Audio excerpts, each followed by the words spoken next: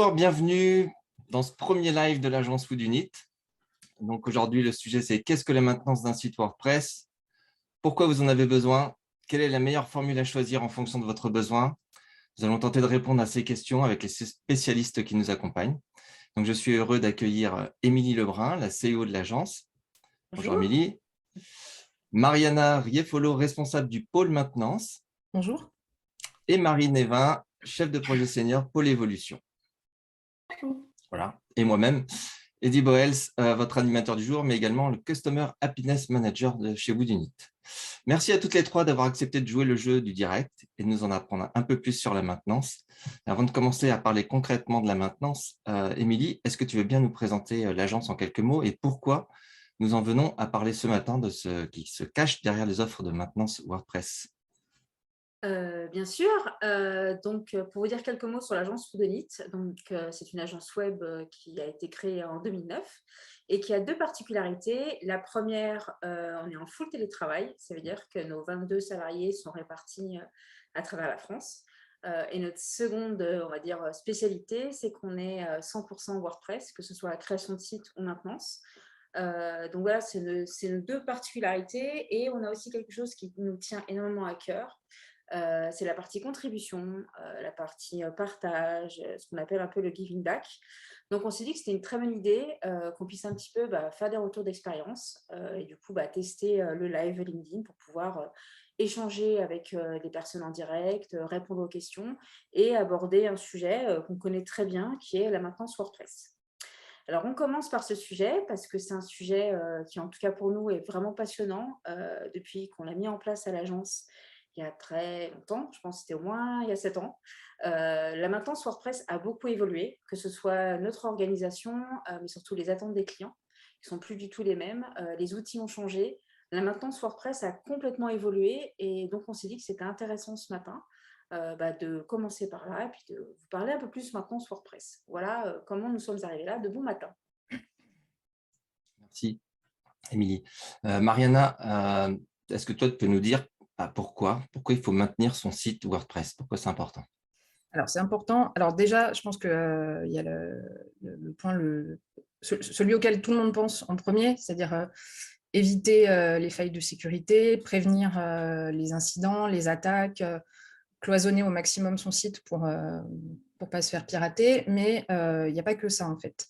Il y a aussi un besoin qui est de s'adapter aux évolutions des technos du web qui changent régulièrement, que ce soit des versions de PHP qui changent, de nouvelles règles qui sont lancées, etc. Donc, voilà. Et il faut aussi penser, aujourd'hui, de plus en plus de gens souhaitent améliorer leur site, que ce soit pour le SEO, pour les perfs, notamment parce que pour le référencement, ça reste des points essentiels maintenant pour les moteurs de recherche. Et pour nous, ça, c'est de la maintenance aussi, de faire évoluer son site en fonction de ses besoins. Voilà. En gros, pourquoi c'est important, la maintenance, pour tout ça. Oui, c'est pas juste mettre à jour son site, quoi. Donc, quand on achète de la maintenance, on achète du préventif, du correctif, mais également de l'évolutif. Ça fait donc beaucoup de choses, beaucoup de tâches et de nombreux intervenants. Comment ça s'organise l'équipe de maintenance? Alors aujourd'hui, on a une équipe qui est composée de la manière suivante. On a 4 développeurs, une webmaster, 2 Customer Happiness Managers et une chef de projet. L'organisation de tous ces gens et du travail, comme le disait Émilie, on a commencé il y a 7 ans, donc ça a beaucoup changé. On a pas mal réfléchi autour de tout ça tout au long de ces années. On a pas mal itéré aussi notre organisation, puisqu'au départ, on était 2, puis 3, puis 4, et aujourd'hui, on est 9. Donc, on a beaucoup réorganisé notre manière de travailler et aujourd'hui, justement, comme on le disait juste avant, on a la maintenance préventive, la maintenance corrective, la maintenance évolutive et on a organisé notre équipe de manière à ce qu'on puisse, pour chacun de ces points, avoir une organisation spécifique parce qu'on ne peut pas traiter tout ça de la même manière. Donc aujourd'hui, par exemple, nos développeurs, chaque semaine, on en a 2 qui sont uniquement sur la maintenance corrective. Donc, ils vont, à chaque fois qu'une demande arrive, la traiter directement. Donc, ce qui nous permet une grande réactivité sur les bugs, notamment le plus important quand il y a des sites qui peuvent tomber, des points vraiment bloquants. Et on a un autre développeur qui est, lui, sur des évolutions qui ont été chiffrées, planifiées, etc., pour avoir le temps, justement, de vraiment approfondir ce travail sur les évolutions. Et ce dont on s'est rendu compte, c'est que les évolutions, il y a plusieurs sortes d'évolutions. Il y a des évolutions simples. Alors, je vais dire, changer la couleur d'un bouton, c'est une évolution. Mais il y a des évolutions un petit peu plus complexes et il y a parfois ce qu'on appelle, nous, des grosses évolutions. C'est créer de nouveaux templates de pages, passer sur Gutenberg, par exemple, un site qui n'y est pas encore. Et dans le fonctionnement qu'on avait jusque-là, ça ne fonctionnait pas forcément parce qu'on avait déjà pas mal de tâches avec les bugs et les petites évolutions, et ça prenait beaucoup de temps. Donc, on a réfléchi et on a décidé de créer un pôle dédié à ces évolutions au sein de la maintenance, pôle qui a été créé donc, en début d'année, donc qui est tout récent, et dans lequel on a donc un développeur qui est donc dédié uniquement à ces évolutions-là et qui donc a le temps, parfois sur plusieurs jours, parfois plusieurs semaines en fonction de l'importance de l'évolution de la traiter. Et on a donc une chef de projet, Marine, qui est avec nous aujourd'hui, qui est en charge d'organiser tout ça parce que ça demande pas mal de travail, notamment de cadrage, de lien avec les clients, de suivi, etc. Donc voilà comment on est organisé aujourd'hui. Très bien. Marine va nous en parler un peu plus concrètement. Je dis juste, vous pouvez, pour les spectateurs, là, poser vos questions, ceux qui sont sur le live, posez vos questions dans les commentaires à droite. On va les noter et on répondra après notre présentation. Voilà, donc moi, Marine, toi, tu gères particulièrement donc, ce pôle évolution. Est-ce que tu peux nous dire, c'est une équipe récente, comme l'a dit Mariana, quelle est concrètement sa mission? Oui, effectivement, Mariana en a très bien parlé. Moi, pour ma part, effectivement, je suis sollicitée quand il y a une évolution qui nécessite du cadrage. Donc, quand c'est juste une couleur de bouton, effectivement, il n'y a pas besoin d'un chef de projet. Par contre, quand il y a besoin de suivi, d'un accompagnement particulier, potentiellement d'un peu de conseil, d'apporter notre expertise et puis solliciter différents intervenants quand il faut solliciter graphistes, webmasters, CHM et développeurs. On rentre dans quelque chose d'un un peu plus important qui n'est pas tellement gérable en 2 heures de temps au milieu de quelques traitements de bugs. Donc là, effectivement, c'est moi qui m'en occupe et donc je sollicite les différents intervenants, je leur demande les chiffrages. Je coordonne avec le client, vérifie que le chiffrage est OK, que par rapport au pack d'heures en cours, le client a le temps pour qu'on puisse mettre en place cette évolution-là. On vérifie que les délais sont compatibles avec nos plannings aussi.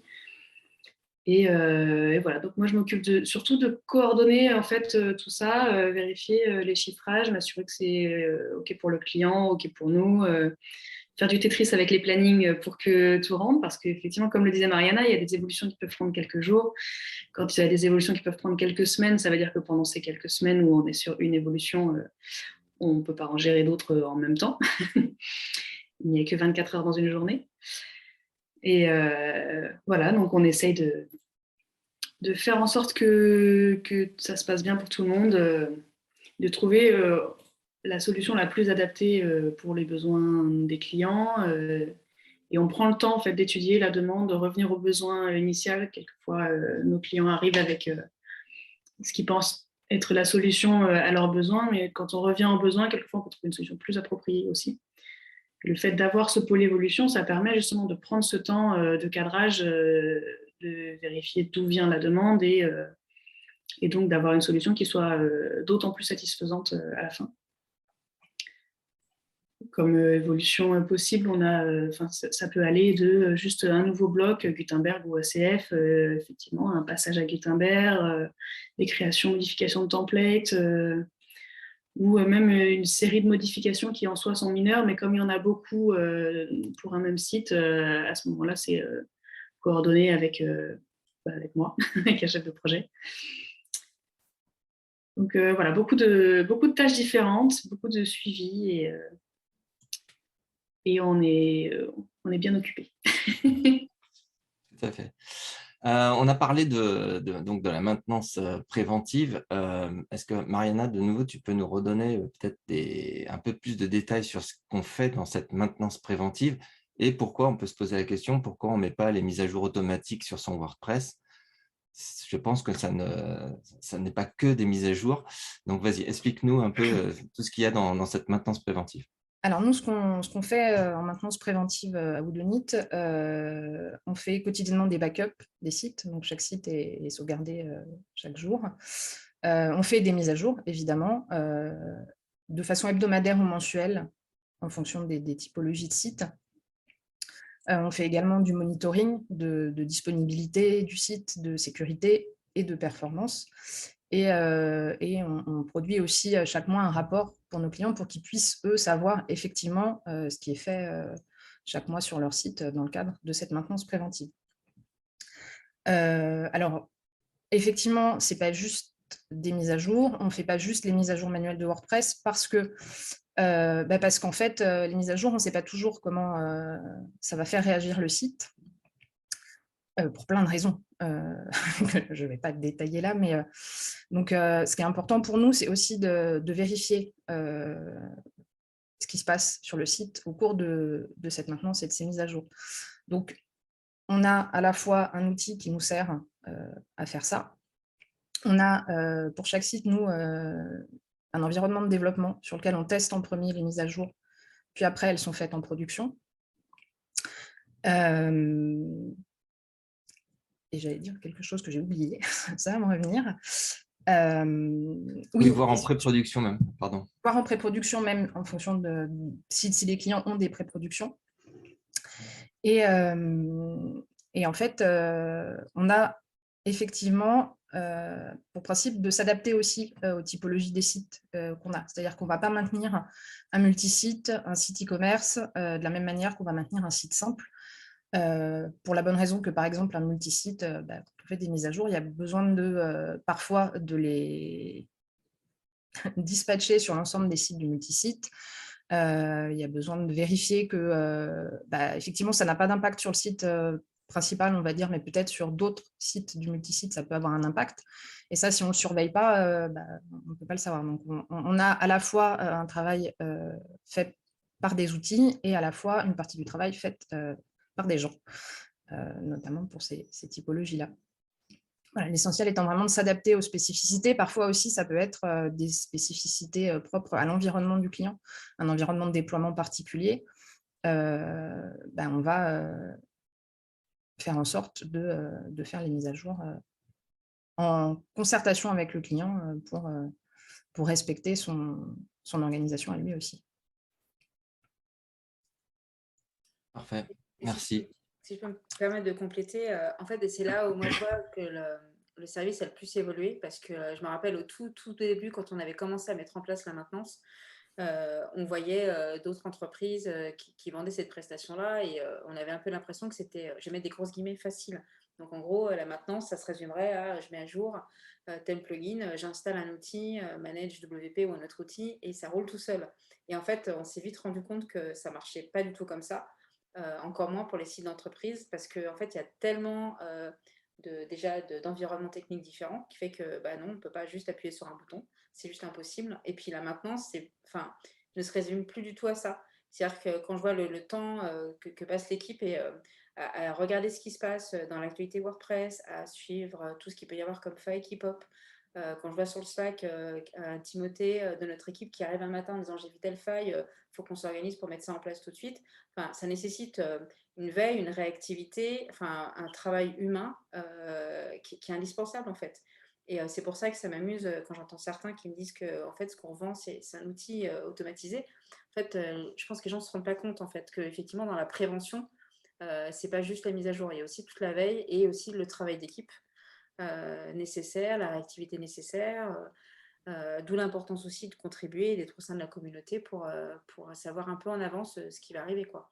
Enfin, je me rappelle quand Gutenberg est arrivé, par exemple, on savait qu'il y allait avoir un travail d'accompagnement de nos clients, de migration pour ceux qui le souhaitaient, pour faire évoluer leur site. Donc voilà, c'était un peu ce que je voulais aussi compléter. Et dans les évolutions aussi qu'on a mis en place, effectivement, la team évolution, on est une chouette partie des dernières choses qu'on met en place, en plus de tout ce qu'on teste. Mais voilà, c'est un petit peu un petit complément. Je me suis permis. Ça me fait une très bonne transition parce que tu as parlé d'humain et que nous avons évoqué le support, qui est un point donc, très important du service et sur lequel nous apportons un soin particulier. Et donc, en tant que moi, Customer Happiness Manager, je peux en dire quelques mots. Donc, c'est un poste qui a été créé il y a bientôt 3 ans, suite à un constat que parfois le support ticket n'est pas suffisant, en tout cas, ou pas adapté à certaines situations. Donc, le rôle du CHM, c'est de faire l'interface entre le client et l'équipe technique, mais aussi d'être tout simplement à l'écoute des clients. Ça peut être par visio, par téléphone, parfois un échange d'écran, ça nous fait gagner énormément de temps et aux clients et à nous parce qu'on va voir une situation en live, on va pouvoir même des fois débloquer cette situation parce qu'on a un background technique. Le CHM peut être également force de proposition pour améliorer le site quand on est en relation quotidienne avec les équipes techniques et qu'on suit, effectivement, comme tu dis, on fait de la veille WordPress et de la veille web en général. On peut apporter aussi des solutions qui vont au-delà même de WordPress. Ça peut être sur de la performance, du SEO, de l'analytics ou autre. Et donc, on accompagne nos clients sur ces sujets. Voilà, je pense qu'on a fait un peu le tour de la maintenance WordPress. On va prendre un peu de temps pour les questions. Donc, on a noté déjà quelques petites questions qui sont dans les commentaires. N'hésitez pas à continuer à poser des questions. Et je pense que la première question va être pour Marine. C'est une question d'Alexandre qui demande si on a une limite en termes de taille d'évolution. Exemple, si une évolution devait durer 3 mois, est-ce que ça pourrait bloquer un dev? Comment on fait? Alors, donc, il n'y a pas en soi de limite en termes de taille d'évolution. On étudie toutes les demandes, on estime, et concrètement, si c'est, alors je mets des guillemets, hein, mais si c'est trop gros pour le pôle évolution, à ce moment-là, il y a tout à fait la possibilité de passer côté pôle projet, qui est une autre équipe avec une autre organisation. Un projet de 3 mois, potentiellement, ça peut être un site complet. Donc à ce moment-là, ça a toute la légitimité pour passer côté pôle projet qui bénéficie de différents profils de développeurs qui sont tout à fait à même de traiter des gros projets sur une échelle de temps qui est différente de celle sur laquelle on travaille dans le pôle TMA. Voilà, donc la limite de temps, elle est fixée à la fois par la complexité de l'évolution en question, c'est-à-dire que s'il y a beaucoup d'outils tiers, de travail de recherche peut-être à faire, ou des choses comme ça peut rentrer en compte. On tient compte aussi de la charge qui est déjà planifiée. Si on a ces 3 mois de disponibilité au pôle évolution, à ce moment-là, sur papier, pourquoi pas les utiliser pour une évolution unique. Cela dit, ça demande aussi de prendre en compte les délais que les clients vont avoir. C'est-à-dire que si on leur dit OK, on part en 3 mois pour ça, par contre, on démarre dans 6 mois, je pense qu'a priori, ça ne passe pas. Généralement, la demande est un peu plus pressante que ça. Et donc, on passe sur l'organisation côté projet quand c'est très gros. Mais il n'y a pas vraiment en soi de limite sur la taille d'une évolution. C'est en ça où on a essayé de créer une dynamique entre nos deux pôles parce qu'on peut avoir le sentiment qu'il y a 2 pôles et 2 équipes séparées. Une équipe projet dédiée au projet qui part de zéro et une équipe TMA qui travaille sur les sites existants. Alors qu'il n'y a pas d'étanchéité en fait. Effectivement, il peut y avoir besoin de faire intervenir une équipe projet. Et c'est là effectivement tout le rôle de conseil de Marine qui va identifier si le projet peut être découpé, parce que oui, ça peut être une grosse évol, mais ça peut être intéressant de faire ça lot par petit lot pour que justement le client ait le temps de faire évol par évol, ou si c'est plus pertinent que ça bascule côté team projet. Donc oui, après, la team évolution, elle est assez récente. Mariana, si je ne dis pas de bêtises, elle date de ce début d'année. Oui, et elle date même de mars, puisque le développeur est là depuis mars. Arrivé en mars. Et c'est vrai qu'on est encore dans cette découverte de quelle est la meilleure organisation, parce que le volume des évolutions qui devient de plus en plus conséquent est aussi récent, c'est il y a quelques années. Donc, on essaie de trouver la bonne organisation. Et si on se rend compte qu'effectivement, il y a de plus en plus de demandes avec des délais plus longs, il faudra qu'on repense de toute façon l'organisation. Et c'est là où Mariana s'éclate à toujours repenser et à voir avec les équipes comment on s'adapte en fait par rapport aux besoins clients et à l'évolution de WordPress. Mais effectivement, on verra à suivre, mais c'est un sujet hyper intéressant de comment on adapte nos équipes en fonction des demandes entrantes des clients, sans créer de frustration, d'attente, et tout en mettant les bonnes personnes à chaque fois en face pour bien répondre aux besoins. Oui, je me permets juste de rebondir sur ce que tu disais sur le fait qu'on n'était pas deux entités complètement séparées. Ce qu'on n'a pas précisé, parce que ce n'est pas à proprement parler de maintenance, mais on a une période de garantie après le développement des sites.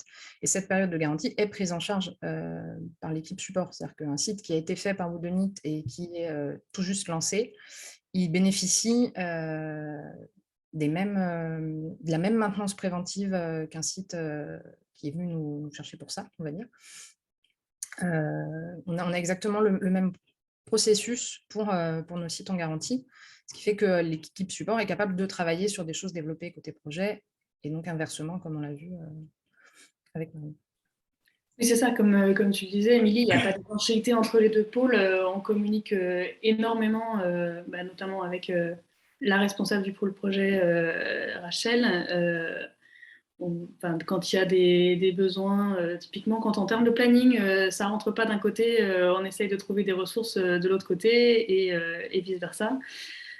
Donc ça arrive très régulièrement que soit Rachel vienne chercher Mariana pour avoir de la dispo côté TMA, ou Mariana va chercher Rachel pour avoir de la dispo côté projet. C'est effectivement pas étanche du tout, et c'est vraiment en fonction des plannings de chacun qu'on s'adapte. Merci. On a plusieurs autres questions. Donc, merci Alexandre pour cette question. On a une question de Stéphanie, je pense qu'on va répondre très rapidement, qui demande si on utilise des outils de type Manage VP. Je vais en citer d'autres comme à la télé, MainVP, WP Umbrella. D'ailleurs, à ce sujet, on les a interviewés en podcast et je vous invite à écouter le prochain podcast sur ce sujet. Qui veut répondre sur les outils utilisés? Émilie? Ouais, je veux bien, je vais la faire rapide. On a choisi depuis un moment Manage WP, qui est un bon outil au départ, mais je pense qu'on commence un peu à en voir les limites, ne serait-ce que parce que l'outil n'est pas forcément encore maintenu, etc. Donc, on s'intéresse de très très près à WP Umbrella, qui semble prometteur, mais pour l'instant, on n'a pas effectué la bascule, on est en train de tester. Voilà, on avait testé à l'époque Main WP, mais on n'a pas creusé. Donc, ça a arrêté là. Et peut-être qu'il y a d'autres outils qu'on ne connaît pas, parce qu'on a arrêté la veille là, sur ce point. Mais en tout cas, voilà, Manage aujourd'hui et sûrement demain. Bref. Michael qui demande si le coût de la perf est inclus dans nos prestations de maintenance, vu qu'on monitore les deux pour chaque page. Point d'interrogation. Tu veux répondre, Mariana? Je peux répondre. Alors, en soi, la performance n'est pas incluse dans le forfait de maintenance tel que nous, on le vend à Whodunit. C'est-à-dire, on monitore la performance, ce qui fait que nos clients ont une vision de l'état de la performance de leur site. En revanche, nous, les interventions concernant l'amélioration des performances, ça va passer dans le cadre de maintenance évolutive, par exemple. Soit à la demande du client, soit si jamais nous on se rend compte qu'il y a la possibilité d'améliorer des choses parce qu'effectivement les scores sont pas idéaux, on va proposer des choses aux clients dans ce sens-là. Très bien. Jean-Brice qui demande, est-ce que la mise en conformité accessibilité d'anciens sites fait partie de la maintenance ou c'est un pôle à part?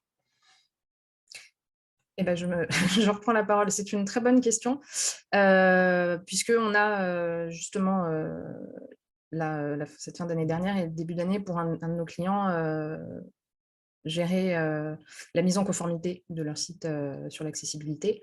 Donc, au sein du pôle maintenance, de façon, j'allais dire, classique, en découpant les tâches et en les prenant une par une. Mais oui, c'est un travail qu'on fait. Là, on l'a fait sur la base du travail réalisé par une agence qui avait spécialisée dans l'accessibilité, qui avait sollicité le client. Mais est-ce qu'à l'avenir, on ne sera pas nous-mêmes en mesure de faire ces recommandations aux clients? J'espère bien que si. On y travaille, on va dire. Et Oui. c'est vrai qu'avant, de toute façon, avant de reprendre un site en maintenance, un site qu'on n'a pas réalisé, il y a un audit qui est réalisé qui nous permet effectivement d'identifier les points d'amélioration. Et donc, potentiellement, si le client souhaite investir sur ce point-là, la partie déjà accessibilité, un peu plus, voilà. S'il souhaite rendre un peu plus son site accessible, et après, on est effectivement en formation, j'allais dire presque continue sur le sujet. Parce que voilà, on passe les certifications OPQUAS, voilà, c'est un point d'attention particulier à l'agence. Voilà, c'était pour une petite parenthèse. Et on est devenu partenaire OPQUAS cette année. Oui, tout à fait. T'as pas de chance, Edith, avec 3 femmes, en plus on est un peu pipelettes, mais t'as vu, on essaye de… Non, et écoute, tu vas, je pense, reprendre la parole parce qu'on a 2 questions de Valérie. Coucou Valérie, qui demande comment on gère les contrats commercialement parlant. Donc, on va faire une réponse assez brève. Et est-ce qu'on vend un temps pour les corrections? Alors, comment on gère le contrat? En fait, notre maintenance est vendue sous forme forfaitaire pour la partie préventif et sous forme de pack d'heures pour la partie correctif et évolutif. Donc ensuite, on a bien sûr des CGV et ce qu'on appelle des SLA. Donc, c'est des temps de réponse en fonction des types de tickets qui indiquent au client, bah voilà, un ticket d'un bug mineur sera traité sous temps d'heure, un bug bloquant sera traité sous temps d'heure. Voilà, tout ça est repris dans les conditions générales de vente. Il arrive, je pense, parfois avec certains groupes qu'on mette en place des contrats cadres un peu plus structurés, notamment quand on n'a pas la main sur tout, mais c'est assez rare. Et donc, oui, on vend un temps pour les corrections, c'est-à-dire que la plupart des tickets des demandes reçues sont préchiffrés pour estimer voilà, que le traitement de ce ticket va prendre 2 heures, 3 heures, 4 heures ou 15 heures, 20 heures, pour qu'avant de s'engager, déjà les clients soient au courant. Et puis, ça permet aussi de savoir si l'évolution, vu le budget temps que ça représente, est pertinent et prioritaire aussi par rapport peut-être à une autre évolution avec un temps plus petit. Je me permets juste un petit complément pour la partie corrective, où effectivement, c'est pris sur des heures. En revanche, toutes les corrections qu'on peut apporter, si c'est dû à des effets de bord, de mise à jour, donc tout ce qui est dans le cadre finalement du forfait de maintenance, là, ça n'est pas effectivement facturé, puisqu'on le fait dans le cadre du forfait de maintenance, bien sûr. Tout à fait, tu as le fait préciser. Très bien. Hein? On est polis et gentils entre nous. T'as vu? On va arrêter là notre premier live. On remercie tous ceux qui étaient présents à ce live et puis pour ceux qui le regarderont en rediffusion. Nous avons prévu de revenir régulièrement en live sur LinkedIn pour aborder d'autres sujets. On a quelques idées. Si vous en avez, n'hésitez pas à nous les soumettre également en post, en commentaire. Merci à toutes les trois, Émilie, Marine et Mariana. Et puis, à très bientôt. À bientôt. Merci. Ciao.